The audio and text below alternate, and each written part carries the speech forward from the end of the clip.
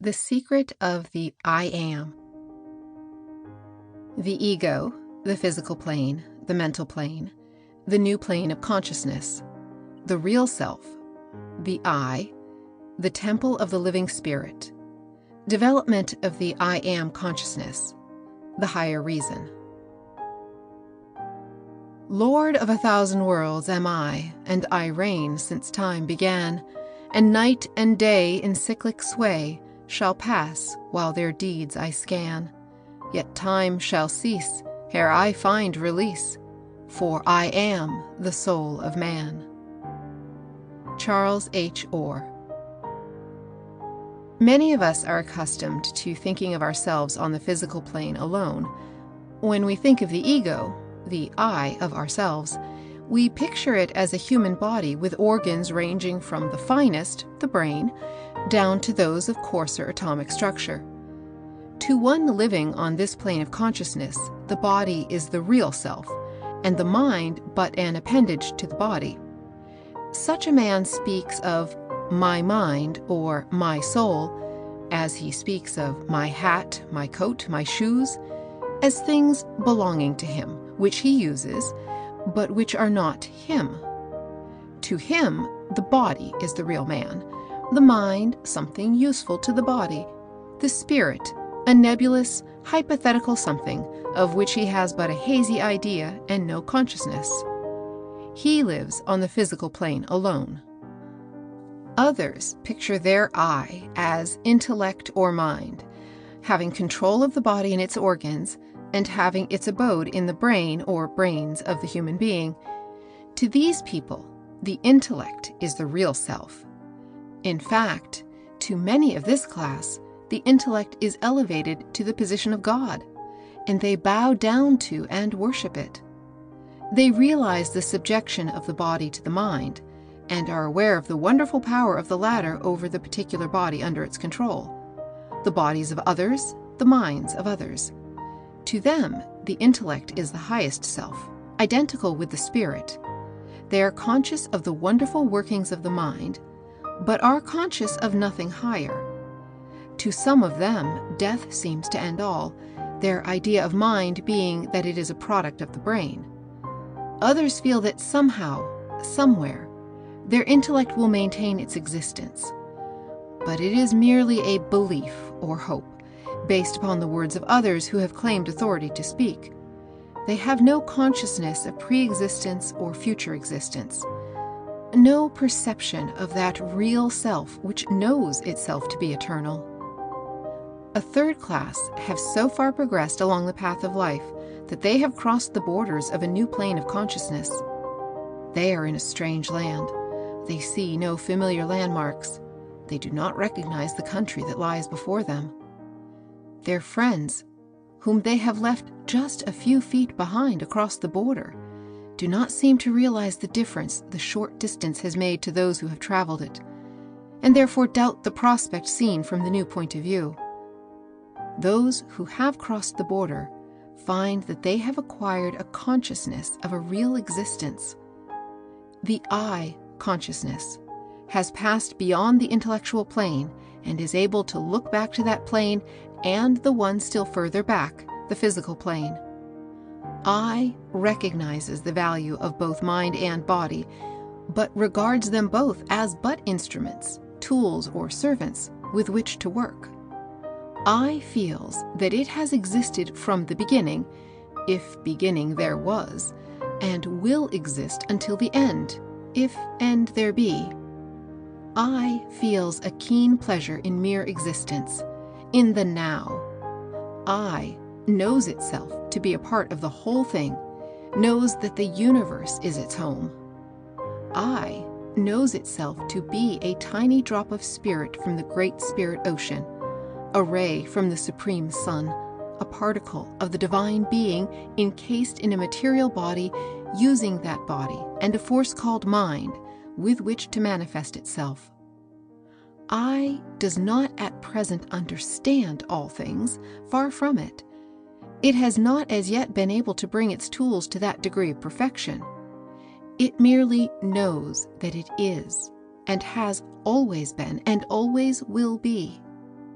I allows intellect to indulge in speculations, but contents itself with the knowledge that it is. It frets not itself with the problems of the past or future, but lives in the now, and knows itself to be a part of the whole.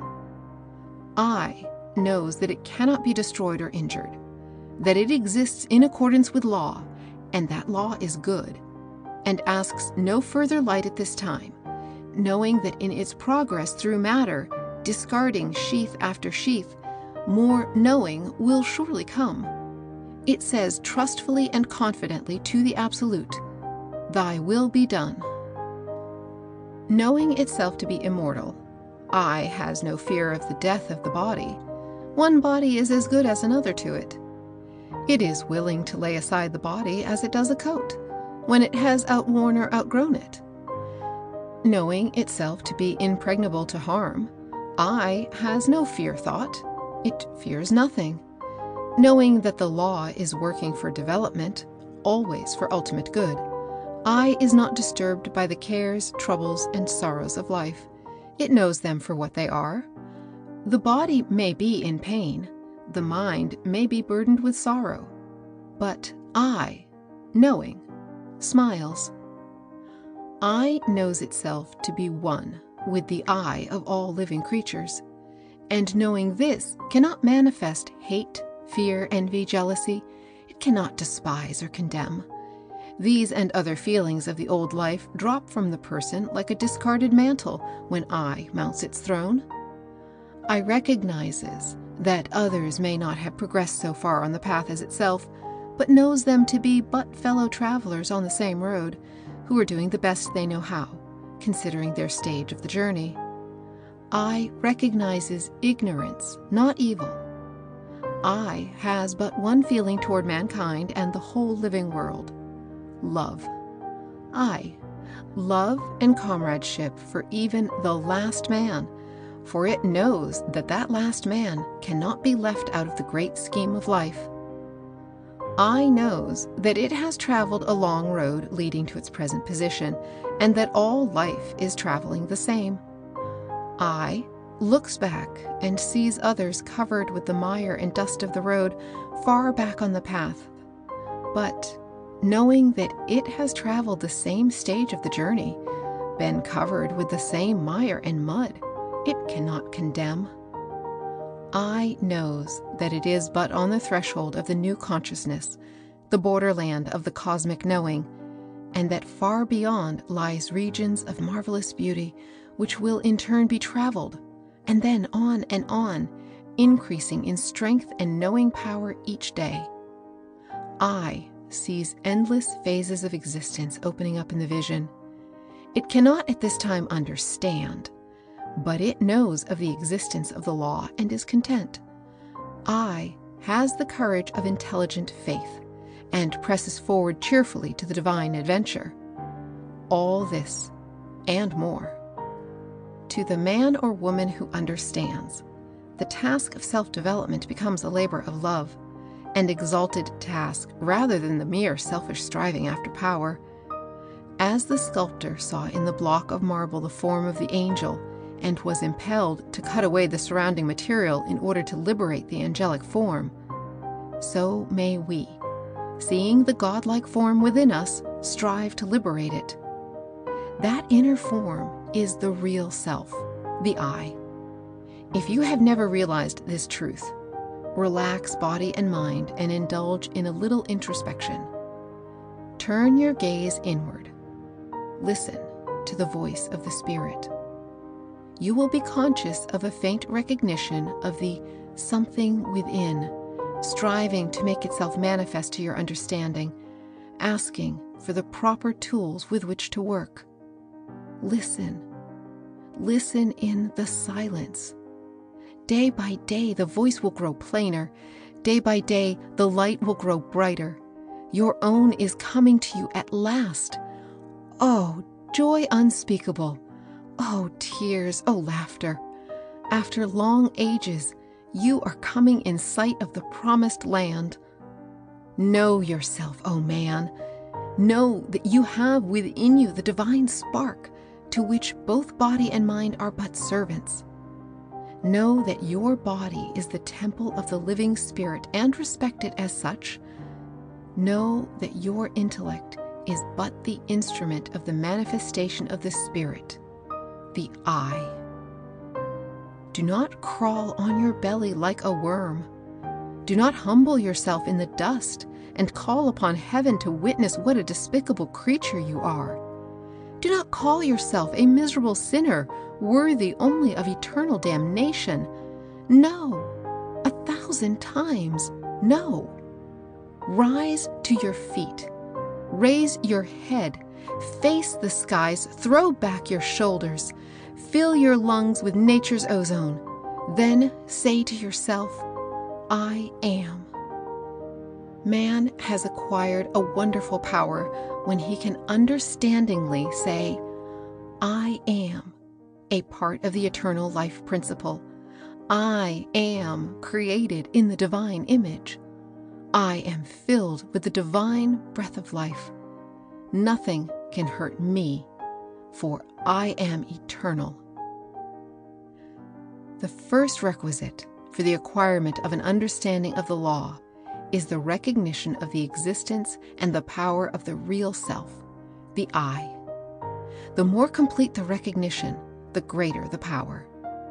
Special directions for the acquirement of this faculty of recognition cannot be given. It must be grown into and felt, rather than reasoned out by the intellect. You will not be long in doubt as to whether or not you are on the right track. If you are right, you will begin to realize it at once. You will have glimpses of it, and then it may slip away from you for a while, but fear not. You cannot escape it in the end. You will feel that your body is but as a garment, which, whilst covering you temporarily, is not you. You will feel that you are separate and apart from your body, although for a time living in it. You will feel that you could as well live in some other body and still retain your sense of individuality. You will realize that even your mind is not you, but is merely the instrument through which you manifest yourself, and which, being imperfect, prevents the complete expression of the spirit. In short, when you say or think, I am, you are conscious of the existence of your real self and feel the growth of a new sense of power within you. This recognition of the self may be faint, but encourage it, and it will grow, and whilst growing will manifest itself to your mind by impressing upon the latter the knowledge of the proper plan for further development. It is another example of, to him that hath shall be given. This mere calling of their attention to the fact will awaken the first glimmer of recognition in some. Others will find it necessary to reflect upon the idea and awaken to a recognition of the truth more slowly. Some will not feel the truth. To such I say, the time is not yet ripe for your recognition of this great truth, but the seed is planted, and the plant will appear in time. This may seem like the veriest nonsense to you now, but the time will come when you will admit its literal correctness. You will find that a desire has been created that will cause a mental unrest until more light is received. As Walt Whitman says, my words will itch in your ears till you understand them. As Emerson says, you cannot escape from your good. To those who feel the first indications of the awakening of the spirit, I say, carry the thought with you, and it will unfold like the lotus, naturally and gradually. The truth once recognized cannot be lost, and there is no standing still in nature.